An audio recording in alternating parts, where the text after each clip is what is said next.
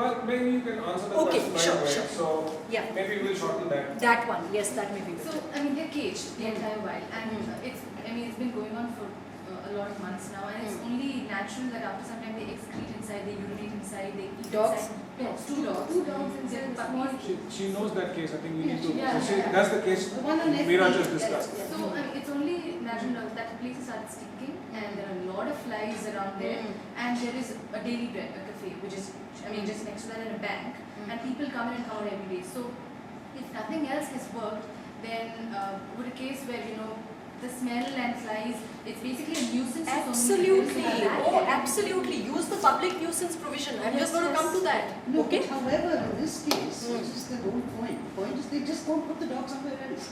The You situation, see, the condition of the dogs, Many Therefore, people actually that. that may be better. No, No, can we confiscate or retrieve the dog in some way? I mean, those are. You know, how do you? We make that are possible? not an SPCA. That is something that an SPCA can do. Yeah. Guys, you are not an SPCA, but you know there is other stuff that you can do. What we've started doing is a whole lot of us get together and go to a place. Yes. Go as a Here, group. What we're dealing with is politicians, people with clout. These are gundas actually. Well, These guys have threatened us. They said they'll actually stone us if we go there. And, you know, Okay, then I'll tell you what we need to do. This is something that I've been thinking about. They told me that Yes. they would store them. Corporators, brother-in-law. I must, okay, then let me share a case with you. See, you know, in golf links, in Delhi, there is this very posh colony, golf links, and the Zaveris, the jewelers, they have this palatial mansion with huge walls and a huge gate and all. And one of the animal feeders there came to know that they have a German Shepherd that has been living in a cage in a garden all his life. Come sun, come rain, come whatever. Okay? Now see, how we worked on that was, that animal feeder, she's a lady called Veena Balwant, a man called Brigadier Subdyal, who, amazing person, you know, was in the Home Ministry also, and what we did was, we first sent a notice. Now that's something I routinely do. I keep sending notices to people. I sometimes send them as AWBIS, sometimes send them as SPCA, I sometimes send them as myself. And now what I was thinking was that perhaps, you know, as Voice of Stray Dogs, I can send them as your in-house lawyer. Okay, so what we do is, yeah. So what we do is, let's start with that. Yeah. So let's start with that. This politician fellow. Also try and find out if some of the neighbors are as sickened as are you.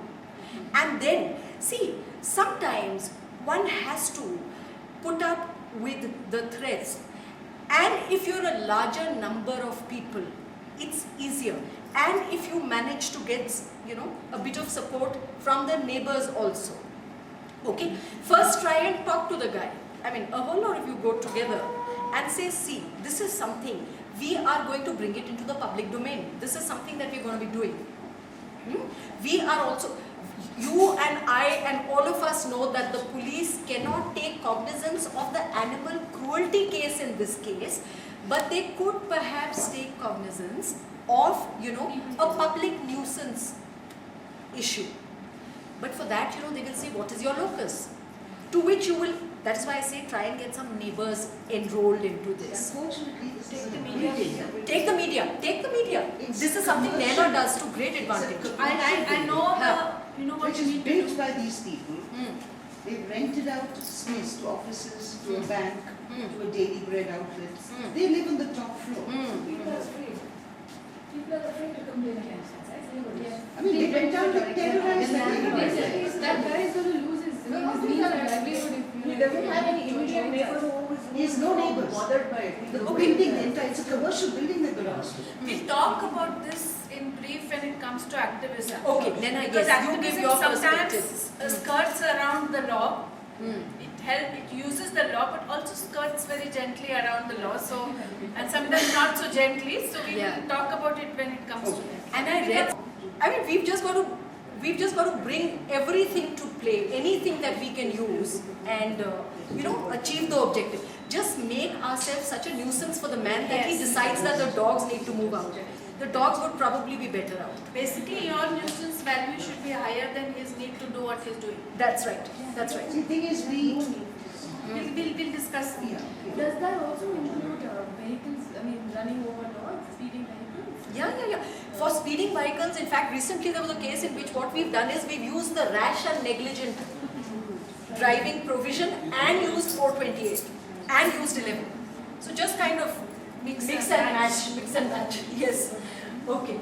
Now, see, this is something that everybody needs to be, anybody who's an activist and especially feeding stray dogs needs to be very mindful of this provision, because this is something that your neighbors and your RWAs and your housing societies and the police will constantly try to use against you. But there's an answer to this, and there are 2 court cases.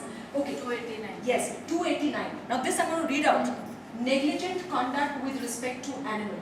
Whoever knowingly or negligently omits to take such order with any animal in his possession as is sufficient to guard against any probable danger to human life or any probable danger of grievous hurt from such animal shall be punished with imprisonment of either description for a term which may extend to 6 months, or with fine, or with fine which may extend to 1,000 rupees, or with both.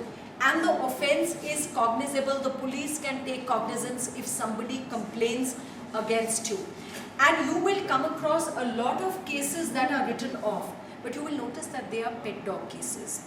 You see, where somebody's dog bites somebody else, the person who's been bitten uses 289 and the cops come in and register an FIR under 289. Okay. Now see, yes, for pet dog owners this is dangerous.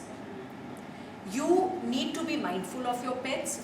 We all need to be responsible, for our pets. And also, if you feel that somebody is, in fact, I recently dealt with a case, Gurgaon, a man contacted me. His neighbor was constantly provoking his pet, and he says if he barks or if he tries to lunge at him, then he'll use this against me, 289. Of course, what we did was we sent him a notice, so that worked. It kind of, Anyways, so for pet dogs, yes, you need to be very, very careful, how you deal with your pets. But with strays, what do we say? See, the latest thing in Delhi, in fact, where I stay also, our RWA was trying very hard. They said, see, if you're feeding, you've got to be responsible. And that is what the law also envisages. To which our answer was, yes, we are responsible. We will ensure that the animal is vaccinated. ABC, feeding facilitates ABC. I mean, the animal becomes less suspicious. We will get him, her sterilized, whatever. But beyond that, the animal is a free roaming animal. Chasing And after cars, we are not responsible for that. yes, you see, the thing is, now see, my dog Paltu, for instance, has this thing about, okay, chasing after cars. He used to chase people also. Now see, the fact that I was feeding him, what I told people was that, see, now that I'm feeding him, he listens to me. He listens to me. So what we do is, a couple of times when he tried to do that, I told everybody who works at my house, bahar jaake, give him a slap. So that is something he stopped completely. He knows the community around, the community knows him. He's living happily ever after outside my house. So yes, he knows that I am going to, So, you see, yes, for cars we are not responsible. After all, you have road rage. You have very irresponsible driving. I mean, are we responsible really? We've just got to kind of, find our way. Likewise, you have animals here, you have open garbage, so you have dogs, you don't have enough ABC, so you have dogs, and this is something they do, so what? See, you can't be held responsible for a dog that is free roaming merely because you are kind of, feeding the dog. Somebody may be provoking him for all you know. He may be, which is what usually happens. So that is something we contested with the RWA. And anyways, RWAs assume so much power and they have none really. In law, they are just a service body. They can't sort of, they can't legislate, they can't lay down rules and all. So, 289 was recognized by the Punjab and Haryana High Court that people who are tending to stray dogs cannot be held liable under 280. This is on the Voice of Stray Dogs website, the case. Let's just go down. Yeah. See, here. I've given the links, and when Rakesh uploads this, there is this Sonia Rogers case, this lady who used to feed at Gurgaon. And she was really terrorized by her neighbors, and when she tried to lodge a complaint, the cops lodged an FIR against her under 289. They said, no, you are the one. Your conduct is negligent. The animals are misbehaving with, you know, the human population around. So she went to the High Court. The High Court for Gurgaon is Punjab and Haryana. The Punjab and Haryana High Court at Chandigarh. She filed what is known as a 482 petition for quashing of the FIR that was registered against her. And the Punjab and Haryana High Court upheld her right to feed the strays and said, feeding stray dogs, she's doing what the state should be doing. Can't be held liable under 289. So this you will find on the website. Alena, let's just go down. Just click on the link and you go to this. And okay, here, this was on the Voice of Stray Dogs Facebook page. Recently, you know, there were these guys these Thane SPCA volunteers who used to feed dogs, who were handcuffed by the police and paraded at night one day because they were feeding dogs. And of course they lodged a complaint and all.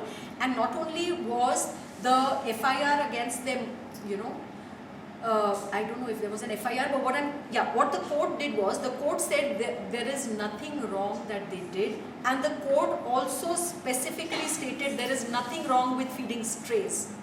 So these are two, you know, cases that this is, one of them is on the Facebook page and the other one you will find on the website. So 289 is something that you need to be mindful of, and now I come to criminal intimidation.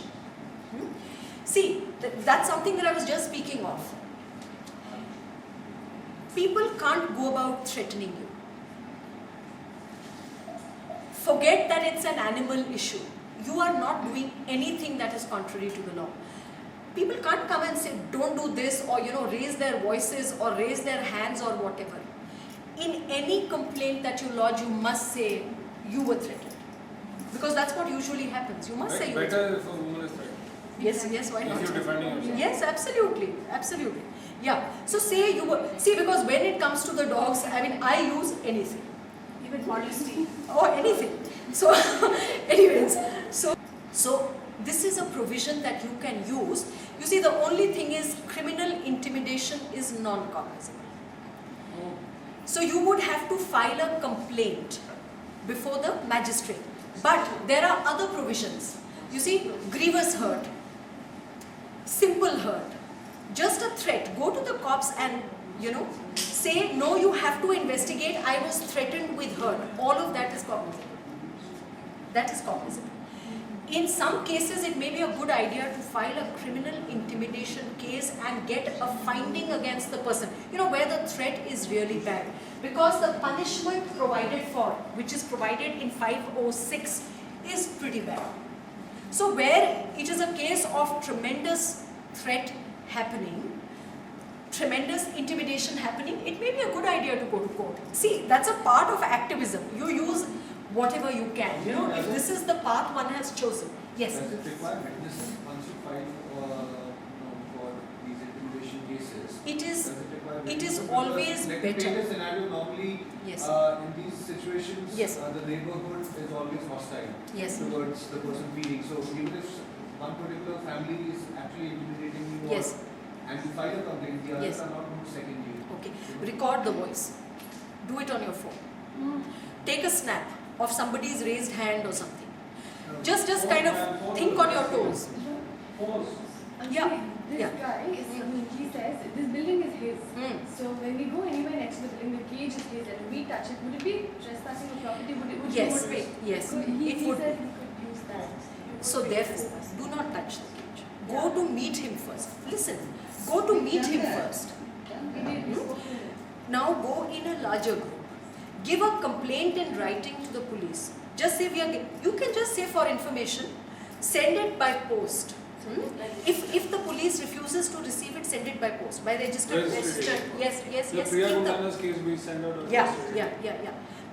Now see, yes, if there are a lot of you forcing an entry, he may try to use the criminal trespass. Now you be careful, go in a group and all of you say no, it wasn't criminal trespass. Again, it works both ways. I mean, this side you have the numbers. Say no, it wasn't criminal trespass. He called us in.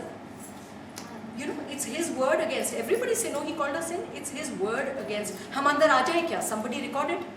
He says yes. What is it? Somebody recorded. Do it like that. In difficult cases, I mean, you have to take measures like that. So okay. So criminal intimidation. The only place where criminal intimidation is cognizable is UP. I didn't know. I was studying for this conference, and that's when I came to know. So I'm going to use it majorly They at have a Noida. record. Huh? They have a record. I think. I'm going to use it majorly at Noida. Good. Let's go back. Punishment for criminal intimidation, imprisonment of either description for a term which may extend to 2 years, or with fine, or with both, and then for, where people tell you they're going to kill you. If threat be to cause death or grievous hurt, etc., and if the threat be to cause death or grievous hurt, or to cause destruction of any property by fire, or to cause an offence punishable with death or imprisonment for life, or with imprisonment for a term which may extend to 7 years, or to impute unchastity to a woman, shall be punished with imprisonment of either description for a term which may extend to 7 years, or with fine, or with both. So not a bad idea to use something like this. You see, even where an offence is non-cognizable, give it in writing to, see, it is, when the cop asks you what section, you tell him it's for you to check out. Actually, he's supposed to do it. Why we tell him is to facilitate the registration of FIR. Otherwise, you tell him it's for you to check out. And impute everything. He tried to criminally intimidate me. He raised his hand. Which is what usually happens also. It's not so untrue.